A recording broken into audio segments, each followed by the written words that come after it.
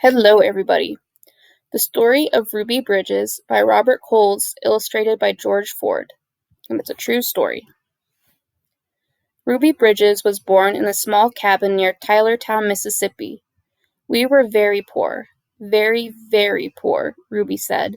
My daddy worked picking crops. We just barely got by. There were times when we didn't have much to eat.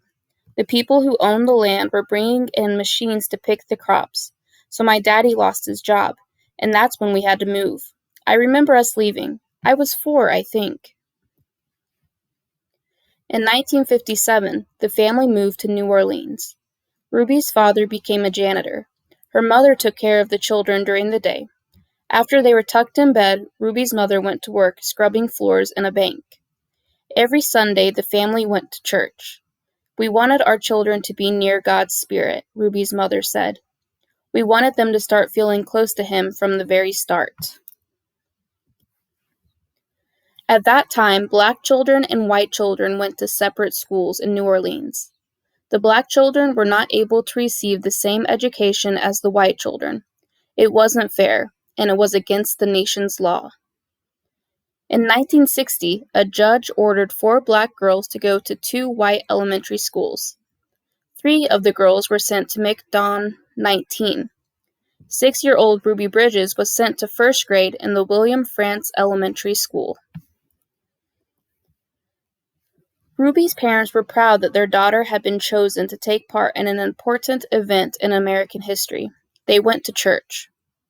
We sat there and prayed to God, Ruby's mother said, that we'd all be strong and we'd have courage and we'd get through any trouble, and Ruby would be a good girl, and she'd hold her head up high and be a credit to her own people, and a credit to all the American people.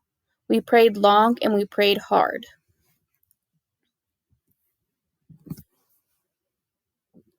On Ruby's first day, a large crowd of angry white people gathered. Oh, let me move this for a second. Gathered outside the Frantz Elementary School. The people carried signs that said they didn't want black children in a white school.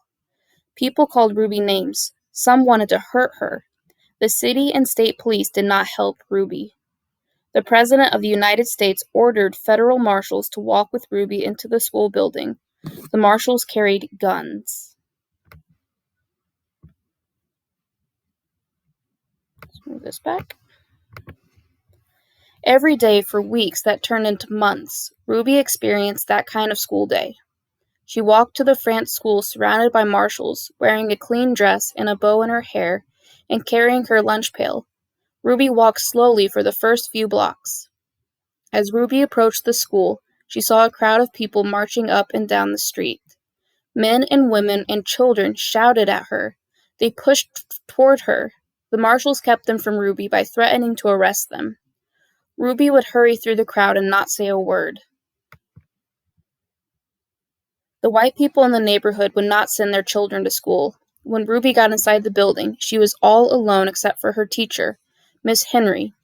There were no other children to keep Ruby company, to play with and to learn with, to eat lunch with. But every day Ruby went into the classroom with a big smile on her face, ready to get down to the business of learning. She was polite, and she worked well at her desk. Miss Henry said she enjoyed her time there. She didn't seem nervous or anxious or irritable or scared. She seemed as normal and relaxed as any child I've ever taught. So Ruby began learning how to read and write in an empty classroom, an empty building. Sometimes I'd look at her and wonder how she did it, said Miss Henry, how she went by those mobs and sat here all by herself, and yet seemed so relaxed and comfortable. Miss Henry would question Ruby in order to find out if the girl was really nervous and afraid, even though she seemed so calm and confident. But Ruby kept saying she was doing fine. The teacher decided to wait and see if Ruby would keep on being so relaxed and hopeful, or if she would gradually begin to wear down, or even decide that she no longer wanted to go to school. Then, one morning, something happened. Miss Henry stood by a window in her classroom as she usually did, watching Ruby walk toward the school. Suddenly, Ruby stopped, right in front of the mob of howling and screaming people. She stood there, facing all those men and women. She seemed to be talking to them. Miss Henry saw Ruby's lips moving and wondered what Ruby could be saying. This crowd seemed ready to kill her. The marshals were frightened. They tried to persuade Ruby to move along. They tried to hurry her into the school, but Ruby wouldn't budge. Then Ruby stopped talking and walked into the school. When she went into the classroom, Miss Henry asked her what happened. Miss Henry told Ruby that she'd been watching and that she was surprised when Ruby stopped and talked with the people in the mob. Ruby became irritated. "I didn't stop and talk with them," she said. "Ruby, I saw you talking," Miss Henry said. "I saw your lips moving." "I wasn't talking," said Ruby. "I was praying. I was praying for them." Every morning, Ruby had stopped a few blocks away from school to say a prayer for the people who hated her. This morning, she forgot until she was already in the middle of the angry mob. When school was over for the day, Ruby hurried through the mob as usual. After she walked a few blocks and the crowd was behind her, Ruby said the prayer she repeated twice a day, before and after school. "Please, God, try to forgive those people, because even if they say those bad things, they don't know what they're doing. So you could forgive them, just like you did those folks a long time ago when they said terrible things about you." Okay, and this is the afterword. Later that year, 2 white boys joined Ruby at the France Elementary School. Their parents were tired of seeing the boys get into mischief around the house when they could have been in school and learning. The mob became very angry when the first white student went back to school, but those boys were soon joined by other children. "We've been sitting back and letting our children get cheated out of an education because some people have tried to take the law into their own hands," one parent said. "It's time for us to fight for the side of the law and for our children's rights to go to school and get their education." They all did get their education, Ruby and a growing number of boys and girls who went to school with her.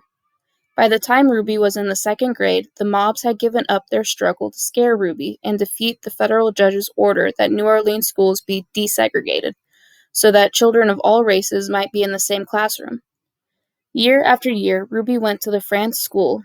She graduated from it, then went on to graduate from high school. Ruby Bridges is married to a building contractor and has 4 sons. Now a successful businesswoman, she has created the Ruby Bridges Educational Foundation, with its focus on education, community, and the future of our nation's children. The foundation is especially dedicated to revitalizing the William Frantz School, which is located in the heart of the 9th Ward in New Orleans. Ruby is once again stepping to the forefront and embracing an opportunity to make history by contributing to the challenge that our nation is facing in the recovery efforts following Hurricane Katrina. There is also a special exhibit featuring Ruby's story at the Children's Museum of Indianapolis in Indianapolis, Indiana, called "The Power of Children, Making a Difference." I hope we can go there to that field trip, on a field trip there. We'll see.